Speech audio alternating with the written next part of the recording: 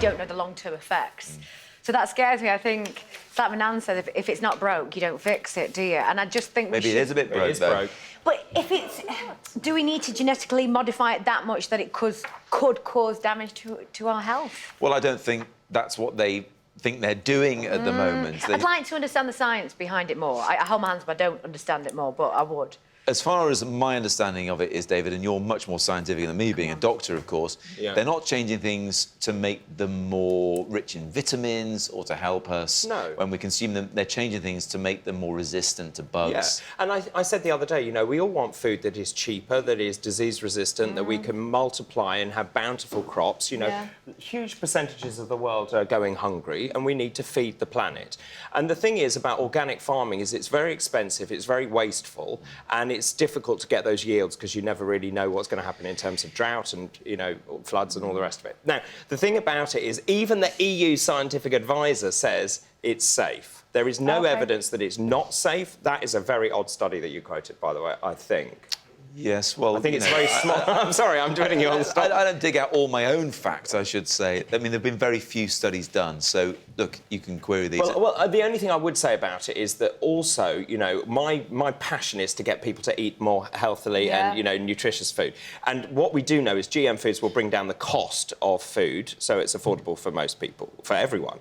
The other thing is, of course, GM foods are already in our food chain because we can import stuff from America as it is. It's already in the animal food stuff. So we're eating it whether we like it or not. The cat's out the bag already, Jamelia. If they're doing it in America and they're growing it in Asia and there is cross-pollination happening naturally, which of course is a, you know, a loaded word, it's already happening. Does it make you afraid? I mean, it does. Number one, I don't think that there is enough research that has... I don't think enough research has been done. I think in the same way that you do it with new medication, I think that's what we need. We need a study over a few years that can guarantee that there are no long-term health effects. The effects on the environment, I think, again, we still don't know. For me, I'm just a bit like... I'm very concerned. I'm very, very concerned. And what I would propose is that, OK, fair enough, it might be cheaper, but in the same way that organic food is labelled, I'd love to see GM foods labelled because I don't want it. I don't want to buy it. I don't want to eat it, and I don't want to feed it to my kids. So... You know, is that possible? If you could modify it to help the crop, but then also I don't agree with spraying things with all pesticides and... Well, that's exactly right. And we know that pesticides are dangerous in themselves, so you have to make sure they're rinsed properly. And actually, I'm just going back.